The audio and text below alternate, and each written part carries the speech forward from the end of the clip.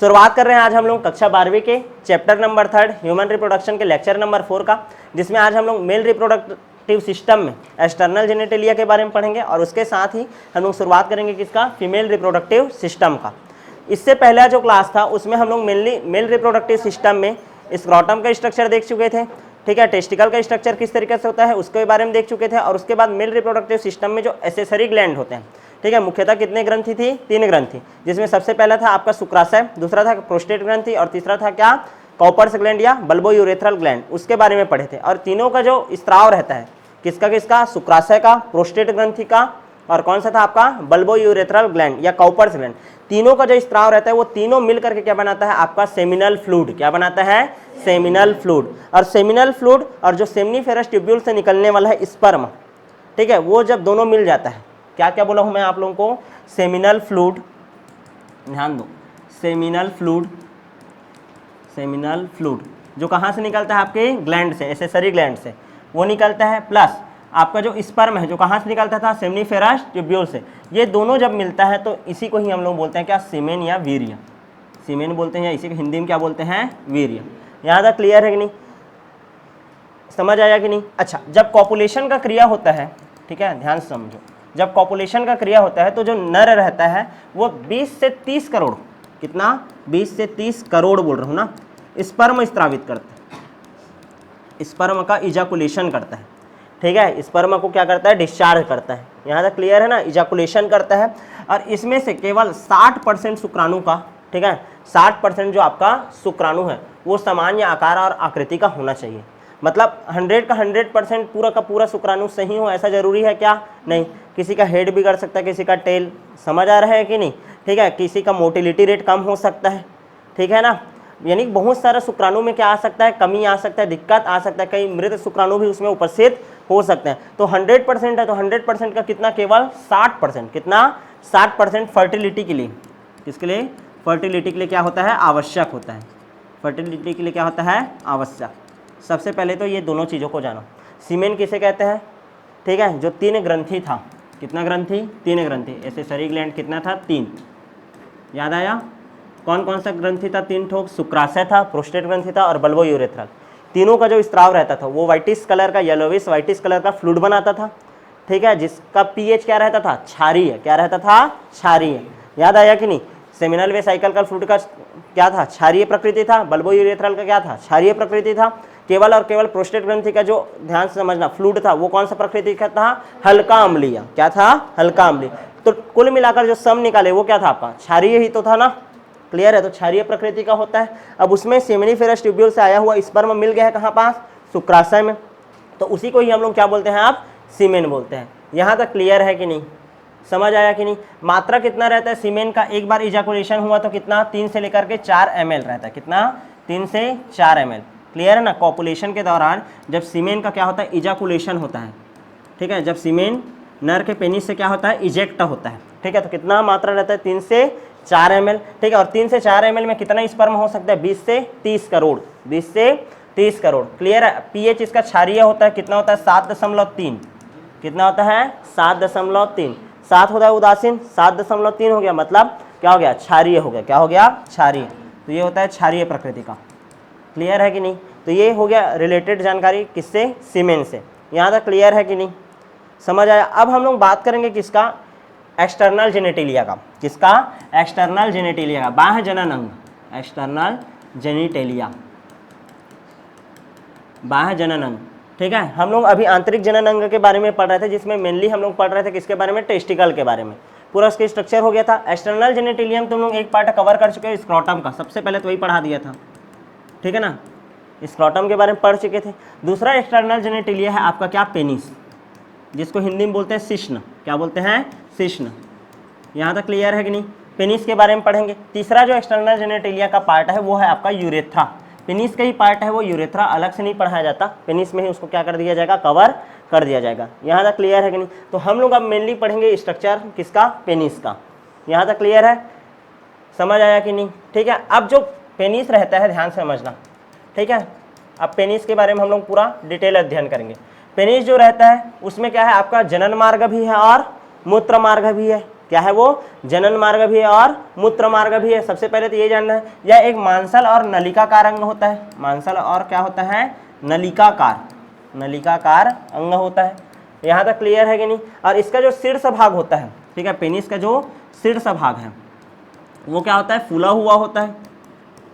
शीर्ष भाग फूला हुआ होता है, जिसको हम लोग क्या बोलते हैं, बोला था मैं, ग्लांस पेनिस। क्या बोलते हैं, ग्लांस पेनिस। और इसके ऊपर एक स्किन का आवरण होता है, पतला आवरण होता है, जिसको हम लोग क्या बोलते हैं, फोर स्किन। क्या बोलते हैं, फोर स्किन। यहाँ तक क्लियर है कि नहीं, समझ आया था कि नहीं, ये यहाँ तक क्लियर है। अब जो पेनिस रहता है, बॉडी ऑफ पेनिस रहता है, ठीक है ना, बॉडी ऑफ पेनिस, ठीक है ना, ये मुख्यतः कितने प्रकार का ऊतक से मिलकर बना रहता है, 2 प्रकार का ऊतक, 2 प्रकार का ऊतक से मिलकर बना रहता है। बताया था इसके बारे में। एक तो था क्या आपका, corpora cavernosa, corpora cavernosa, corpora cavernosa. संख्या में कितना होता है, 2। संख्या में कितना होता है आपका, 2।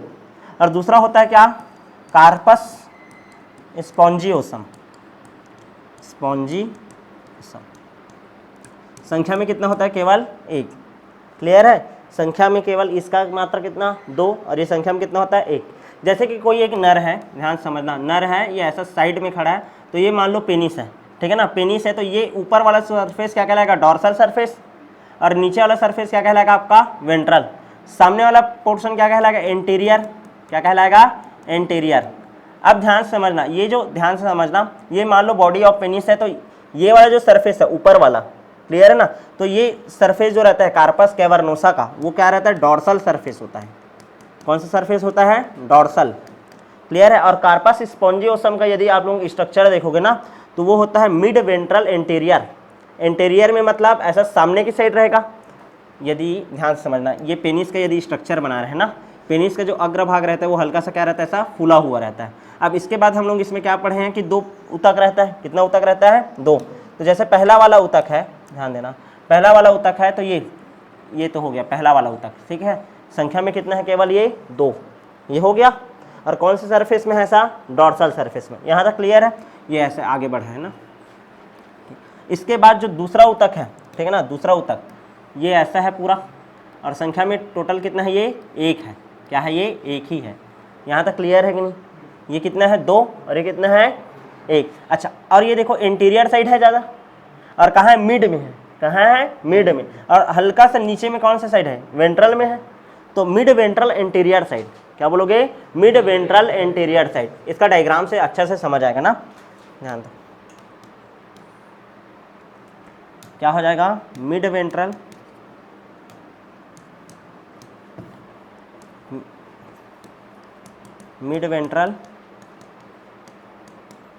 एंटीरियर साइड, एंटीरियर यानी कि सामने की ओर रहता है। यहाँ तक क्लियर है कि नहीं, ठीक है। कार्पस स्पॉन्जियोसम, ठीक है, जो कि किसका निर्माण करता है, आपका ग्लांस पेनिस का निर्माण करता है। किसका निर्माण करता है, ग्लांस पेनिस का, फूला हुआ जो भाग रहता है उसका निर्माण करता है। यहाँ तक क्लियर है कि नहीं, समझ आया ये। तो ये हो गया आपका बॉडी ऑफ पेनिस। क्या हो गया, बॉडी ऑफ पेनिस। यहाँ तक क्लियर है कि नहीं, ठीक है। मिड वेंट्रल और एंटीरियर होता है बोला हूँ, और ये क्या होता है, डॉर्सल सरफेस में होता है। संख्या में कितना होता है, ये 2, और ये संख्या में कितना होता है, 1। अब बात करेंगे रेगुलेशन ऑफ पेनिस, ठीक है। पेनिस का हम लोग पहले तो स्ट्रक्चर देख लिए, ठीक है, उसके बारे में ध्यान देना ना, एक्सटर्नल जेनिटेलिया में आता है। उसके बाद ये बॉडी ऑफ पेनिस देख लिए, पोजीशन क्या होता है इसको देख लिए, किसका, ऊतक का पोजीशन। किसका पोजीशन, ऊतक का। अब हम लोग पढ़ेंगे रेगुलेशन ऑफ पेनिस, यानी कि पेनिस जो रहता है, ठीक है, उसका जो इरेक्शन होता है, ठीक है ना, और उसमें जो इजाकुलेशन होता है, ठीक है, पेनिस का क्या होना, इरेक्शन होना, ताकि आसानी से वेजाइना के अंदर वो क्या कर सके, एंट्री कर सके। क्लियर है, ड्यूरिंग कॉपुलेशन। तो पेनिस का इरेक्शन, ठीक है। और दूसरा, यदि पेनिस इरेक्ट हो गया तो इरेक्ट होने के बाद उसको क्या करना है, इजाकुलेशन करना है, सीमेन को क्या करना है, डिस्चार्ज करना है। क्या करना है, डिस्चार्ज करना है। तो उस प्रोसेस को क्या बोलते हैं हम लोग, इजाकुलेशन। तो एक तो होता है पेनिस का इरेक्शन, और दूसरा होता है क्या, पेनिस का इजाकुलेशन। क्या होता है, इजाकुलेशन, यानी पेनिस जो रहेगा वो सीमेन को क्या करेगा, इजेक्ट करेगा, किसमें, फीमेल बॉडी के अंदर। तो ये जो दोनों प्रोसेस है वो रक्त जनित क्रिया है, मतलब किसके द्वारा होता है, ब्लड के द्वारा होता है। किसके द्वारा, ब्लड के द्वारा, ब्लड सप्लाई के द्वारा होता है। किसके द्वारा होता है, ब्लड सप्लाई। जब ब्लड का सप्लाई पेनिस में बढ़ जाता है, और मेनली कौन सा गैस इसमें इन्वॉल्व रहता है, याद रखना नाइट्रोजन ऑक्साइड। कौन सा रहता है, नाइट्रोजन ऑक्साइड। तो नाइट्रोजन ऑक्साइड का और ब्लड का सप्लाई जब पेनिस में बढ़ जाता है तो पेनिस क्या हो जाता है, इरेक्ट हो जाता है। इस टाइम में ध्यान से समझना ना, इस टाइम में ये दोनों जो प्रोसेस है उसमें ऑटोनोमिक नर्वस सिस्टम पार्ट करता है। ठीक है, देखो बॉडी में जो नर्वस सिस्टम है उसको दो भागों में डिवाइड किया है, सेंट्रल नर्वस सिस्टम और ऑटोनोमस नर्वस सिस्टम। ठीक है, सेंट्रल नर्वस सिस्टम में ब्रेन आता है और मेरुरज्जु आता है, और एक होता है ऑटोनोमस नर्वस सिस्टम। तो इससे जो निकला हुआ आपका क्रेनियल नर्व है और स्पाइनल नर्व है, जब वो इन्वॉल्व होता है तो उसको बोलते हैं autonomous nervous system. Autonomous nervous system भी कितने प्रकार का रहता है, दो टाइप का, एक सिंपैथेटिक नर्वस सिस्टम और एक parasympathetic. Fear, fight and flight वाला सिचुएशन में जो नर्वस सिस्टम काम करता है, मतलब डर की स्थिति, तुम्हारे सामने शेर आ जाए, ऐसा वाला स्थिति जी। और एक होता है क्या, नॉर्मल कंडीशन। कौन सा कंडीशन, नॉर्मल कंडीशन। तो ऐसा दो टाइप का कंडीशन बनता है। ठीक है, तो इसको स्वायत्त शासी कोशिकांग, मतलब जिसमें ना तो ब्रेन का इन्वॉल्व होना है ना तो किसका, मेरुरज्जु का, इनसे निकला हुआ, ब्रेन से निकला हुआ क्रेनियल नर्व और स्पाइन से निकला हुआ स्पाइनल नर्व जब इन्वॉल्व होता है तो उसको बोलते हैं ऑटोनोमिक नर्वस सिस्टम। तो जो ऑटोनोमिक नर्वस सिस्टम रहता है वो रेगुलेशन करता है किसका, पेनिस का। कौन कौन सी चीज के लिए, इरेक्शन के लिए और इजाकुलेशन के लिए। अब ऑटोनोमिक नर्वस सिस्टम कितने पार्ट में डिवाइड होता है, बोला हूं मैं, दो पार्ट में। कितने पार्ट में, दो पार्ट में। सबसे पहला जो पार्ट रहता है वो होता है आपका पैरासिम्पैथेटिक, पैरासिम्पैथेटिक परानुकंपी तंत्र, पढ़े होगे, पैरासिम्पैथेटिक परानुकंपी तंत्र। और एक होता है क्या, सिंपैथेटिक अनुकंपी तंत्र, सिंपैथेटिक। ठीक है, दो प्रकार का स्थिति बोल रहा हूं, ध्यान से समझना। ऑटोनोमिक नर्वस सिस्टम है, कितने भागों में डिवाइड होता है, दो भागों में। नर्वस सिस्टम इन्वॉल्व है बोल रहा हूं मैं, इरेक्शन ऑफ पेनिस में और इजाकुलेशन ऑफ स्पर्म या सीमेन में। क्लियर है। तो देखो ऑटोनोमिक नर्वस सिस्टम कितने पार्ट में डिवाइड है, दो। एक पैरासिम्पैथेटिक, सिम्पैथेटिक नर्वस सिस्टम, और एक होता है क्या तुम्हारा, सिंपैथेटिक नर्वस सिस्टम। दो प्रकार का होता है। आप ध्यान दो, पैरासिम्पैथेटिक नर्वस सिस्टम है वो नॉर्मल कंडीशन में काम करता है। कौन से कंडीशन में, नॉर्मल कंडीशन में। और ये जो रहता है sympathetic nervous system, fear, fight and flight, यानी कि ऐसा स्थिति जो नॉर्मल नहीं है, ठीक है ना, तो उस स्थिति में काम करता है। तो ध्यान से समझना, जब पैरासिम्पैथेटिक नर्वस सिस्टम एक्टिव होता है तो उस टाइम होता है इरेक्शन ऑफ पेनिस। क्या होता है, इरेक्शन ऑफ पेनिस। क्लियर है, इरेक्शन ऑफ पेनिस। और जब सिंपैथेटिक नर्वस सिस्टम काम करता है, कौन सा, सिंपैथेटिक नर्वस सिस्टम, तब क्या होता है, इजाकुलेशन ऑफ स्पर्म। क्या होता है, इजाकुलेशन ऑफ सीमेन। क्लियर है कि नहीं। मतलब जब एक नर्वस सिस्टम काम करेगा, मतलब ध्यान से देखो, जब इरेक्शन ऑफ पेनिस होगा तो कभी भी इजाकुलेशन होगा क्या, नहीं। और जब इजाकुलेशन हो गया, इजाकुलेशन यदि हो गया मतलब सीमेन डिस्चार्ज बॉडी से हो गया, तो क्या पेनिस में इरेक्शन रहेगा क्या, नहीं। मतलब दोनों का जो सिस्टम है ना, ध्यान से समझना, दोनों है वो दोनों के डिफरेंट नर्वस सिस्टम के ऊपर क्या करते हैं, काम करते हैं। दोनों काम एक साथ कभी भी हो नहीं सकता। मतलब इरेक्शन ऑफ पेनिस होगा, उसके बाद ही क्या होगा, इजाकुलेशन ऑफ पेनिस, और इजाकुलेशन होने के बाद इरेक्शन ऑफ पेनिस रह नहीं सकता। यहाँ तक क्लियर है कि नहीं। ये कॉन्सेप्ट हो गया आपका किसका, ऑटोनोमस नर्वस सिस्टम का। यहाँ तक क्लियर है कि नहीं।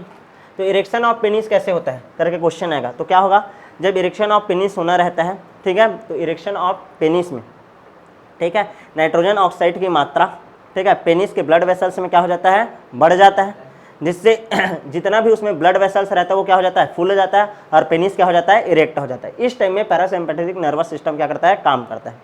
पहला पॉइंट ये हो गया कंप्लीट।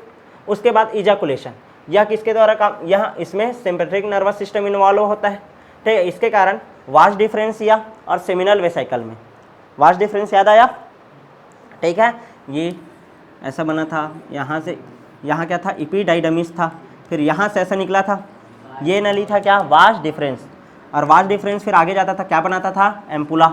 एम्पुला बनाने के बाद यहाँ पास क्या रहता था, सेमिनल वेसिकल। तो स्पर्म कहाँ आया है, यहाँ आया है। तो जैसे ही, ध्यान से समझना, जैसे ही सिंपैथेटिक नर्वस सिस्टम काम करता है, जो वास डिफरेंस है और सेमिनल वेसाइकल है। तो यहाँ जो स्मूथ मसल रहता है वो यहाँ पास क्या करेगा, कॉन्ट्रैक्शन करेगा। क्या करेगा, कॉन्ट्रैक्शन। और कॉन्ट्रैक्शन के कारण जो पेनिस रहता है, पेनिस से जो सीमेन रहेगा वो क्या हो जाएगा, इजाकुलेट हो जाएगा, बाहर निकल जाएगा और फीमेल के वेजाइना में क्या कर लेगा, एंट्री कर लेगा। यहाँ तक क्लियर है कि नहीं। तो ये जो प्रोसेस है इसको हम लोग बोलते हैं क्या, इजाकुलेशन ऑफ सीमेन। क्या बोलते हैं, इजाकुलेशन ऑफ सीमेन। यहाँ तक क्लियर है कि नहीं, ठीक है। और हमेशा याद रखना है कि कभी भी इरेक्शन ऑफ पेनिस और इजाकुलेशन ऑफ पेनिस एक साथ नहीं हो सकता, क्योंकि दोनों में डिफरेंट नर्वस सिस्टम क्या कर रहे हैं, काम कर रहे हैं। क्लियर है कि नहीं, समझ आया ये। अब उसके बाद देखो फ्लो ऑफ स्पर्म कैसे होता है। फ्लो ऑफ स्पर्म, स्पर्म किस में बना, सबसे पहले सेमिनिफेरस टिब्यूल में, सेमिनिफेरस टिब्यूल में। वहाँ किस में गया, ट्यूबली रेक्टाई में। उसके बाद कहाँ गया, ट्यूबली रेक्टाई के बाद हाँ रेटेटेस्टिस, किस में गया, रेटेटेस्टिस। उसके बाद वास इफ्रेंसिया,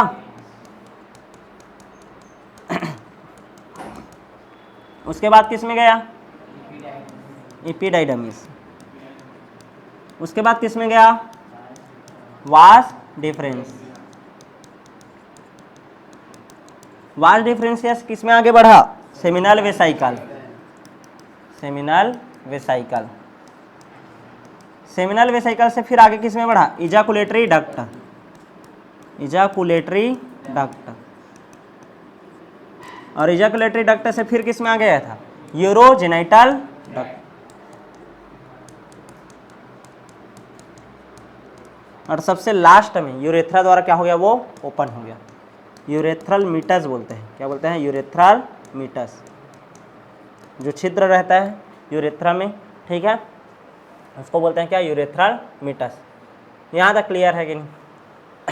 तो ये हो गया आपका फ्लो ऑफ स्पर्म। ये याद रखना है ना आपको कि कैसे कैसे स्पर्म जाता है।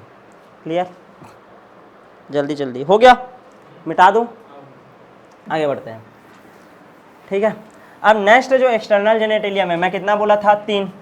सबसे पहले क्या बोला था, सबसे पहले किसके बारे में पढ़े, स्क्रॉटम। दूसरा क्या पढ़ लिए हम लोग, पेनिस। अब तीसरा हम लोग पढ़ेंगे किसके बारे में, यूरेथ्रा। ठीक है। यूरेथ्रा जो रहता है नर में, इसका जो लंबाई रहता है, ठीक है, वो रहता है 20 सेंटीमीटर। और मादा में जो इसका लंबाई रहता है, ठीक है, वो मुश्किल से कितना रहता है, केवल 4 सेंटीमीटर। कितना रहता है, 4 सेंटीमीटर। तो सबसे पहले तो ये याद रखना है, यूरेथ्रा का लंबाई नर में क्या है, ज़्यादा, और मादा में क्या है, कम। तो इन्फेक्शन होने का चांस किसको ज़्यादा रहेगा, मादा को, क्योंकि उसका ध्यान से समझना, क्योंकि उसका जो यूरेथ्रल ट्रैक है उसका लंबाई क्या है, कम। तो आसानी से जो बाहर के वातावरण में उपस्थित वायरस है, बैक्टीरिया है, ठीक है, वो आसानी से उसके बॉडी सर में क्या हो सकते हैं, जेनेटल ट्रैक से एंट्री कर सकते हैं। समझ आ रहा है कि नहीं, क्योंकि यूरेथ्रा का लंबाई क्या है, बहुत ही ज़्यादा कम। तो सबसे ज़्यादा यूटीआई का प्रॉब्लम किनको होगा, फीमेल को। यूटीआई मतलब समझ रहा हो, यूरिनरी ट्रैक इन्फेक्शन। क्या, यूरिनरी ट्रैक इन्फेक्शन, ठीक है। यूटीआई होने का मुख्य कारण यह है कि मादा का जो यूरेथ्रा रहता है उसका संख्या यानी कि लंबाई जो रहता है वो क्या होता है, कम। और जो नर रहता है उसमें यूरेथ्रा का लंबाई क्या रहता है, अपेक्षाकृत अधिक रहता है। तो उसमें यूटीआई होने का प्रॉब्लम क्या रहता है, कम रहता है। यूटीआई का फुल फॉर्म क्या बोला हूँ, यूरिनरी ट्रैक इन्फेक्शन। यहाँ तक क्लियर है कि नहीं। अच्छा, एक चीज़ और याद रखना है कि नर में जो यूरेथ्रा रहता है वो यूरिन का और किसका, तुम्हारा सीमेन का, दोनों का क्या है, ये कॉमन पैसेज है। क्या है, कॉमन पैसेज। बट फीमेल में यूरेथ्रा जो रहता है वो अलग रहता है, ठीक है। फीमेल में यूरेथ्रल ओपनिंग अलग रहता है और जेनिटल ओपनिंग क्या रहता है, अलग। वेजाइना क्या रहता है, अलग। क्लियर है कि नहीं। मतलब फीमेल बॉडी में कितना ओपनिंग रहेगा, 2 ओपनिंग। एक तो रहता है आपका यूरेथ्रल ओपनिंग और एक होता है क्या, वेजाइनल ओपनिंग। मतलब जनन मार्ग अलग होता है और मूत्र मार्ग अलग होता है। यहाँ तक क्लियर है कि नहीं। लेकिन नर में क्या रहता है, ये कॉमन रहता है। क्या रहता है, कॉमन। यहाँ तक क्लियर है कि नहीं, समझ आया। अब जो यूरेथ्रा है, ठीक है ना, यहाँ तक क्लियर है कि नहीं। यूरेथ्रा का कितना भाग रहता है, 3 भाग में बांटा जाता है। कितने भाग में, 3 भाग में। एक होता है प्रोस्टैटिक यूरेथ्रा, प्रोस्टैटिक यूरेथ्रा, बस नाम याद रखना, प्रोस्टैटिक यूरेथ्रा। एक होता है मेम्ब्रेनस यूरेथ्रा, मेम्ब्रेनस यूरेथ्रा, और एक होता है आपका क्या, पेनाइल यूरेथ्रा। क्या होता है, पेनाइल यूरेथ्रा। नाम से ही स्पष्ट है, ये प्रोस्टेट ग्लैंड के आसपास रहेगा, ठीक है। उसके मिड वाला ये है, और सबसे लास्ट पेनिस के साइड जो रहेगा यूरेथ्रा का पार्ट, वो क्या होगा, पेनाइल यूरेथ्रा। क्लियर है। तो बस नाम बस याद रखना, उतना ज़्यादा डिटेल जानने की ज़रूरत इसका नहीं है। यहाँ तक क्लियर है कि नहीं, समझ आ गया, ये क्लियर है, ठीक। अच्छा, हम लोग अभी पेनिस के स्ट्रक्चर देख रहे थे ना, एक स्ट्रक्चर है, रुको उसको दिखा देते हैं।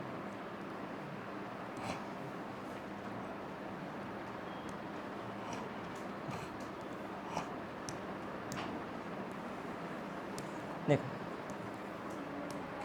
स्ट्रक्चर ऑफ पेनिस देख रहे हैं ना हम लोग, थोड़ा सा ध्यान देना। पेनिस का जब स्ट्रक्चर देख रहे हैं, ध्यान दो, ठीक।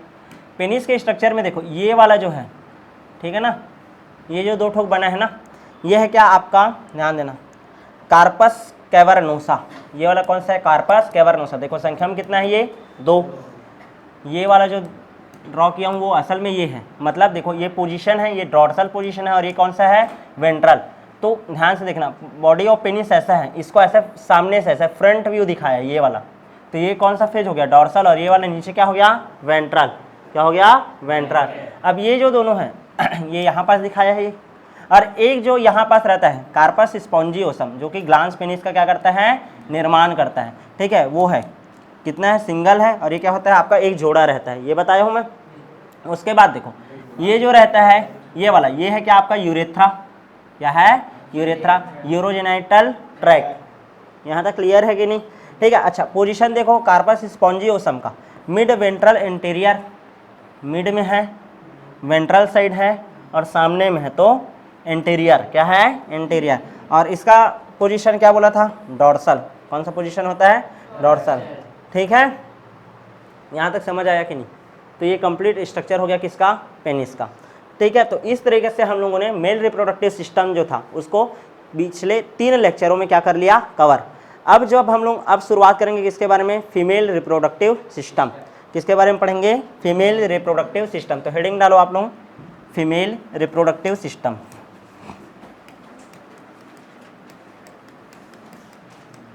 Female reproductive system, female reproductive system, मादा जनन तंत्र। क्या पढ़ रहे हैं, मादा जनन तंत्र। क्लियर है। मादा जनन तंत्र जो रहता है मुख्यतः 2 कैविटी में उपस्थित रहता है, ठीक है। एक तो उपस्थित रहता है किसमें, पेल्विक कैविटी में। कहाँ रहता है, पेल्विक कैविटी में। और जो एक और पार्ट जो रहता है वो कहाँ रहता है आपका, थोरैसिक कैविटी में। कहाँ रहता है, थोरैसिक कैविटी में। क्लियर है, ठीक है। अब कौन कौन सा पार्ट रहता है एक फीमेल रिप्रोडक्टिव सिस्टम में, उसके बारे में बात करेंगे। क्लियर है ना, ध्यान से समझना। फीमेल रिप्रोडक्टिव सिस्टम कहाँ कहाँ पास उपस्थित है, आपके पेल्विक कैविटी में और दूसरा थोरैसिक कैविटी में। पेल्विक कैविटी में क्या क्या चीज़ उपस्थित होता है, सबसे पहले तो सब लोगों को पता है प्राथमिक जनन अंग ओवरी। क्या रहता है, ओवरी, ठीक है। दूसरा क्या होता है, ओवी डक्ट होता है। क्या होता है, ओवी डक्ट, या इसी को क्या बोलते हैं, फैलोपियन ट्यूब। Fallopian tube. इसके बाद क्या रहता है आपका, यूट्रस, या इसी को क्या बोलते हैं हम लोग, वॉम्ब, या इसी का एक और नाम हैस्ट्रा, ठीक है। अच्छा, यूट्रस से आगे सर्विक्स, उसके बाद क्या है, वेजाइना। क्या है, वेजाइना। इसके अलावा एक्सटर्नल जेनेटिलिया भी होता है, एक्सटर्नल जेनेटिलिया। एक्सटर्नल जेनेटिलिया में कौन कौन सा चीज़ शामिल है, mons pubis, clitoris, labia majora and minora, ठीक है ना, ये सब। क्लियर है। और थोरैसिक कैविटी में क्या उपस्थित रहता है आपका, मेमरी ग्लैंड। क्या रहता है, मेमरी ग्लैंड, स्तन ग्रंथि, मेमरी ग्लैंड, ठीक है। तो इन सभी अंगकों को मिला करके हम लोग एक साथ क्या बोलते हैं आपका, फीमेल रिप्रोडक्टिव सिस्टम। इसमें ओवरी जो है, ठीक है, इसमें जो ओवरी है, ओवरी क्या है आपका, प्राइमरी सेक्स का ऑर्गन है। क्या है, प्राइमरी सेक्स ऑर्गन। क्लियर है? प्राइमरी सेक्स ऑर्गन है कौन? ओवरी। और उसके बाद जो आपका जितने भी ऑर्गन हैं उन सभी को हम लोग किस में शामिल करेंगे? सेकेंडरी सेक्स ऑर्गन में। Secondary sex organ. क्लियर है? ओवरी को छोड़ दो तो। प्राइमरी सेक्स ऑर्गन क्यों बोलते हैं ओवरी को? क्योंकि यहाँ पास ओवा का क्या होगा? निर्माण होगा, और जितने भी लिंग हार्मोन हैं जो कि किससे रिलेटेड हैं? मादा से, उन सभी का क्या होगा? स्त्राव होगा। और बाकी सभी चीज़ों का मतलब ओवा का ट्रांसपोर्ट करना और ओवा का मैच्योरेशन करना वो इन सभी अंगकों में होगा। तो ये सभी क्या होंगे? आपके सेकेंडरी सेक्स ऑर्गन। यहाँ तक क्लियर है कि नहीं?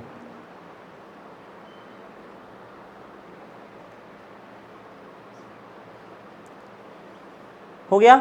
लिख ले। तो अब जब हम लोग नेक्स्ट क्लास होगा उसमें हम लोग प्रॉपर पढ़ेंगे किसके बारे में? स्ट्रक्चर ऑफ ओवरी के बारे में, और जितना भी आपका फीमेल रिप्रोडक्टिव सिस्टम है उसको एक ही लेक्चर में क्या करेंगे? कवर। तो मिलते हैं आप नेक्स्ट क्लास में।